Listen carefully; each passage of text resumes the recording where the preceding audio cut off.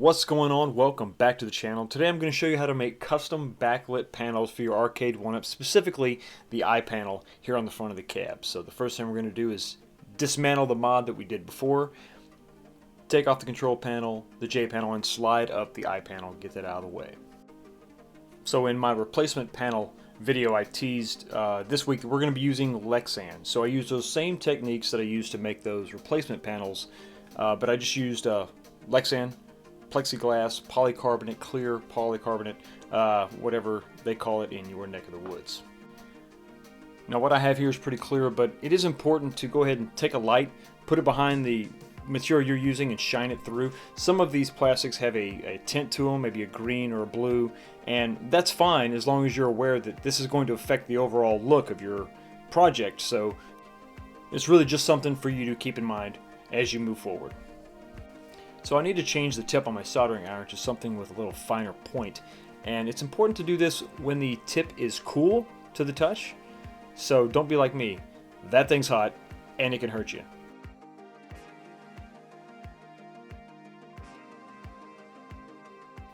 Okay, so I'm taking this stock LED harness that I got from Amazon, and we're actually going to cut this and solder on a couple wires so that we can use it with our project. This end is really nice to have. It actually would plug directly into our wiring harness inside the cab, but then it would just stay on the entire time, and I really want to have a switch mounted to the front, similar to what we had with our coin door light up buttons. So right now I'm just tinning the LED strip, and then you'll see me tin the wires in preparation to join the two together. Okay, similar to the lit up coin door buttons, we're going to go ahead and use another one of those switches that mounts to the front of the panel. So I'm tinning those wires now, and we're going to make and break the negative for the LED strip.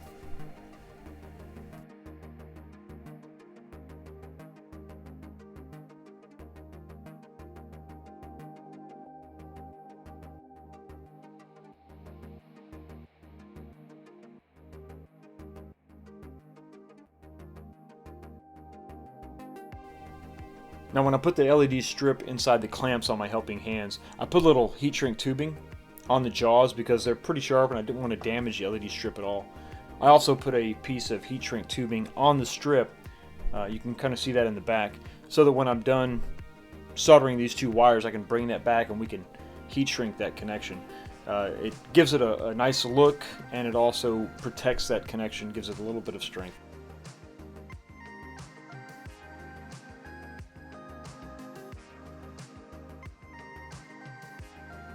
Okay, now that I've got the switch in the circuit, I'm going to go ahead and temporarily hook up our terminal connector just to do a quick check, just to make sure that that connection is solid.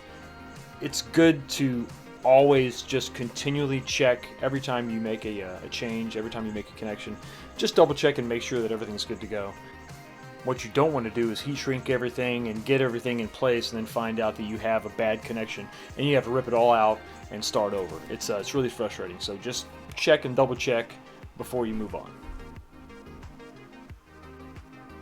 Alright, now I'm going to use our solder and seal end connectors, our butt connectors, just to extend one of the leads on the switch. And once we have our length figured out, go ahead and attach that for the last time to your terminal connector. And then I put a piece of heat shrink tubing on here, just kind of keep that all together, keep that looking nice so we don't have a bunch of wires separating everywhere. Now to route the LED strips, I'm going to start up in this corner. This is kind of where I wanted my switch to be, so this is a good place to start. So I'm just going to hold this in place, and I'm going to run just maybe 8 inches of LED out. Just peel that paper back and stick that to the inside of the support panel.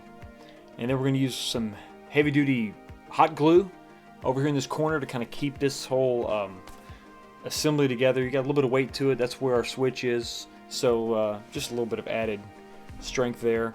And then I'm going to go in the corners because it's tough to get those LEDs really tight in the corners. So I'm going to build up a little bit of hot glue in the other 4 corners and allow that to sort of round instead of kink. I don't want to try to damage that connection at all.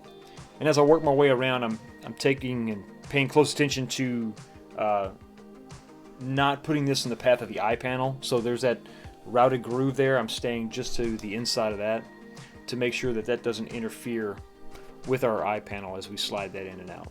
Just something to be aware of. Once you get to the end, go ahead and find the closest cut point on your LED strip and go ahead and give that a snip. Peel back the rest of the paper and press that in.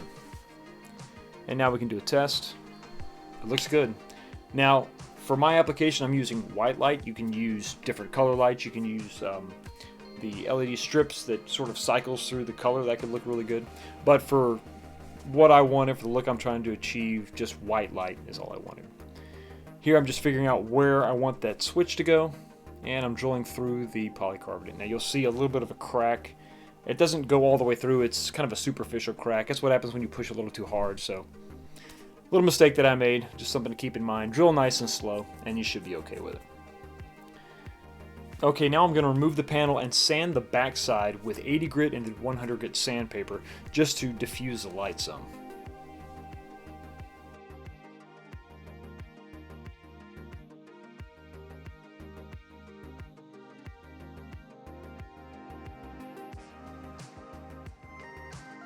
See, I'm not really liking this. Got a few air bubbles, which is no big deal. Can get rid of those, but I think that the outline is not really going to accomplish what I want to accomplish. See, if I spray paint this black and I peel this off, you're going to be left with this weird shape that doesn't really look like the logo because there's no separation with the text, with the actual letters.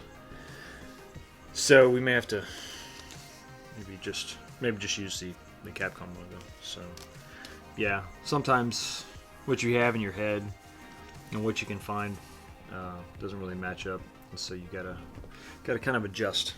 If I tried to outline this with some thinner tape and then do the whole thing by black and then peel that off, I would have an outline which might look cool, but I don't know. Let me think about it. And after some thought, I decided I didn't like this sticker. So we're going to go with the Capcom decal. It's going to be pretty simplistic. It's not as big as I would have wanted to, but I think for the purposes of this, it's really a demonstration of what you can do. And obviously, you're not going to be limited to just this sticker or this decal. You can do whatever you want. You can do shapes and figures and whatever. But for me, this is going to work just fine. So just going to kind of center it. I like to cut a small piece of the backing off. Just want to verify that this is going to be level, because if it's not, it's going to drive me nuts. Now once I have it where I like it, I'm going to go ahead and peel the rest of the backing paper off and press the rest of the decal into place. Now it's time to head outside. Alright, now it's time to take the protective film off the front of the decal and begin to paint the panel. So I'm going to go ahead and use semi-gloss black just to try to mimic the look of the front of the arcade, but you can use whatever color you want. It's important to use several light coats. Don't try to get this thing painted in one coat. You'll be frustrated and you're going to have a lot of runs. And then towards the end of the process, I laid my panel down just to get those final coats on.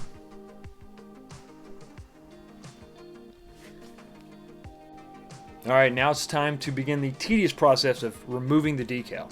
Make sure you wait till the paint is completely dry before you do this. Make sure you don't scratch the paint or you're going to kick yourself. I like to use an X-Acto knife or a toothpick to pick at the decal to get it started, and then I use a pair of tweezers to pull that through the paint. Go nice and slow, and trust me, the results will be well worth it.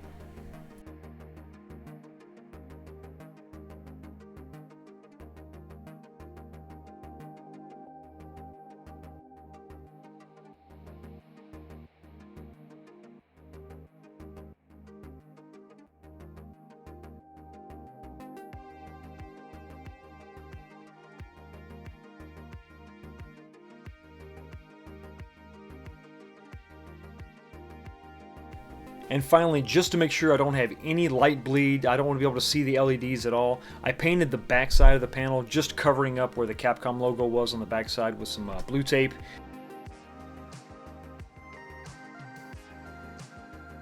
And now the moment of truth. That looks awesome with just a little bit of light bleed at the very base of the cabinet above the riser.